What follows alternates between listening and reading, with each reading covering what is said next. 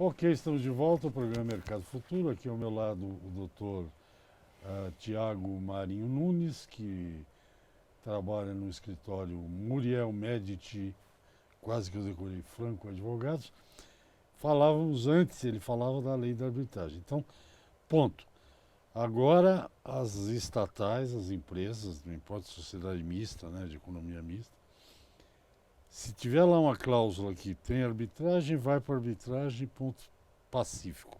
Exato. Não tem mais o que discutir. Não tem o que discutir. O segundo ponto que você acha relevante que você trouxe para a gente falar. Hash, um ponto que é extremamente relevante, que suscitou aí sérios debates, calorados debates, antes da promulgação da lei, diz respeito à arbitragem institucional, certo? Você havia até falado da nossa Câmara, a Câmara de Arbitragem da Sociedade Rural Brasileira, qual eu presido. Uma mudança importante acontece em relação àquelas listas de árbitros. Todas as instituições de arbitragem brasileira, e várias no mundo, possuem uma lista de árbitros, certo? Uma lista que é uma referência de nomes de profissionais que podem atuar como árbitro em determinado caso. Quem escolhe os árbitros são as partes. Aquela lista não é obrigatória, é uma lista sugestiva.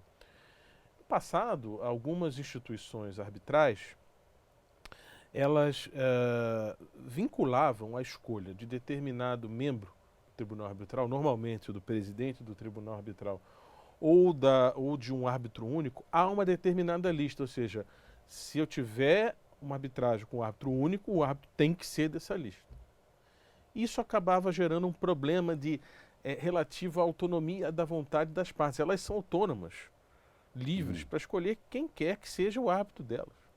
Quem quer que seja. Ou seja, a existência dessa lista limitava muito a autonomia da vontade das partes. Ou seja, o que o legislador fez por meio da Lei 13.129? O que foi determinado é que essas listas, elas podem até existir, mas elas não podem ser vinculativas.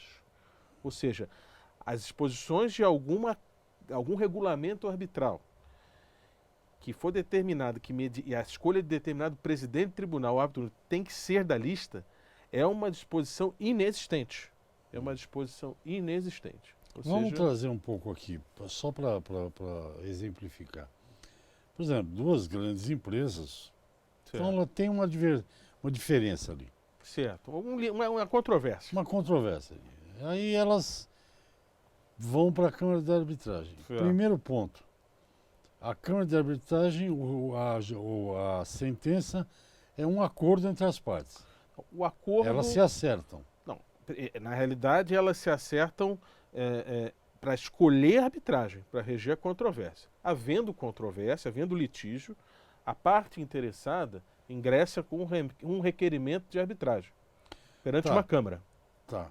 E nomeia um árbitro. O árbitro, quem escolhe são as partes. Só elas podem escolher. Quantos árbitros são em geral? Normalmente são 3. O que a lei diz é que o número é ímpar.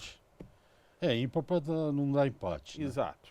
É o presidente, né? São 2 árbitros, que a gente chama de coárbitro, e esses 2 coárbitros escolhem o presidente do Tribunal Arbitral. E o que as câmaras faziam, algumas câmaras... Quem escolhe o presidente são os coárbitros. Você escolhe 3 árbitros, digamos. São 3 árbitros, só que o presidente é escolhido por um deles. O que antigamente era feito é que determinado regulamento tinha uma regra que obrigava que fosse da lista. E hoje a lei mudou. A lei proíbe isso. Agora, tem que ter certas qualificações para ser árbitro, né? Totais. O que as instituições de arbitragem fazem, como a CARB, né, que é a Câmara de Mediação e Arbitragem da Sociedade Rural Brasileira, é ter uma sugestão de nomes, o que é um norte para a parte. Por mais que a lei brasileira de arbitragem tenha 20 anos, quase 21, 20 anos ainda não é, parece um tempo longo, mas não é. É difícil até hoje você convencer determinada parte a ir para a arbitragem. Convencer, ainda mais no meio rural. Convencer, por exemplo, um produtor rural a resolver determinado litígio por arbitragem. Convencê-lo de que é melhor sair do judiciário e resolver esse problema na arbitragem. E o produtor rural vai querer saber quem que vai julgar meu caso. Ele pode conhecer os advogados dele com certeza vão conhecer. Agora, a lista de nomes, ela ajuda.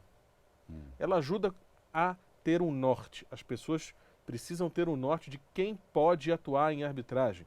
Ou seja, na CARB a gente tem uma lista repleta de advogados, engenheiros agrônomos, até porque a lei de arbitragem diz que não é uma questão privativa do advogado, ou seja, o árbitro pode ser qualquer pessoa, desde que seja capaz. Engenheiros, economistas, contadores. Eu mesmo, na minha experiência profissional, já tive arbitragem com engenheiros e com contadores, e a arbitragem fluiu muito bem. É preferível que o presidente do tribunal tenha uma formação em direito, porque o presidente conduz o procedimento. Então, ou seja, o presidente do tribunal, ele precisa conhecer muito direito material, mas precisa conhecer a arbitragem. Senão a arbitragem ela não anda. Tá, e aí, escolhido três, por exemplo, escolhido três, uma parte escolhe um, outra parte escolhe outro, e quem que escolhe o terceiro? Os dois árbitros escolhidos pelas partes escolhem o terceiro, Ah, que agora não precisa mais ser de uma da determinada lista. Pode até ser a praxe hash do mercado, acaba até levando por facilidade e por, vamos dizer, por comodidade a escolher um árbitro de determinada lista. Só que isso não é uma regra absoluta mais no Brasil. O que é uma evolução no direito arbitral brasileiro. Doutor, e aí, decidida a questão, não entraram em acordo as partes. Em relação ao litígio que eles tinham, está na Câmara Arbitral. Certo? Aí os árbitros, o presidente e os dois coárbitros, processam, né? Processo decide e tem que cumprir. Tem que cumprir. É um processo, como não exatamente como se dá no judiciário, mas há uma fase postulatória, né, de apresentação de alegações iniciais, resposta, réplica, tréplica, produção de provas, eventual produção de provas. É raro uma arbitragem que tenha julgamento antecipado da lide. E uma vez, digamos, produzidas essas provas, os árbitros, satisfeitos com essas provas, julgam.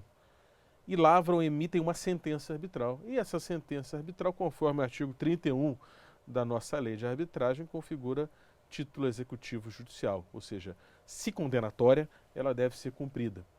Se a parte não cumpre, não cumpre espontaneamente a parte perdedora a sentença arbitral, a parte vencedora tem o direito de executar essa sentença arbitral perante o Poder Judiciário. Não é mais o termo executar a sentença, é o processo de cumprimento de sentença arbitral, como nós chamamos, no direito processual civil. Tá, essa foi a segunda melhoria que teve a lei. Na minha opinião, é uma segunda melhoria que gera aí uma grande mudança aí no nosso sistema arbitral. E o terceiro tópico que você me apontou aí? Um tópico que eu acho muito interessante, ele é bem doutrinário, mas é um tema que, para mim, é um tema pelo qual eu sou muito caro, que é o tema da prescrição, né? Agora, a lei de arbitragem, ela expressa diretamente o momento da interrupção da prescrição. Ou seja, prescrição é aquele período, né? Que vence. Que vence, exatamente. É quase uma data de validade. Exatamente, que é o tema, como eu disse, me é muito caro, que é o tema da minha tese de doutorado, que eu fiz aqui em São Paulo há 5 anos atrás, que foi sobre arbitragem e prescrição. Então, explica melhor, tinha o quê? Tinha um período de prescrição? A parte que sofre, vamos dizer, uma determinada violação a um direito, ela, no momento que ela sofre essa violação, ela tem um determinado prazo para exercer a sua pretensão. Para reclamar. Exatamente, para reclamar. Seja pretensão indenizatória, seja uma mera pretensão de cobrança. Então, a lei, o Código Civil Brasileiro, dispõe desses prazos. Pode ser prazo de 1 ano, pode ser um prazo de 3 anos, de 5 ou de 10. Doutor, vou interrompê-lo porque tem que chamar o intervalo. Você lembra que parou no prazo de prescrição. Pode deixar, Gente, converso com o Thiago Marinho Nunes, do escritório Muriel Medici Nunes Franco, advogados. Até o final do programa eu decoro. Já estou de volta. Até já.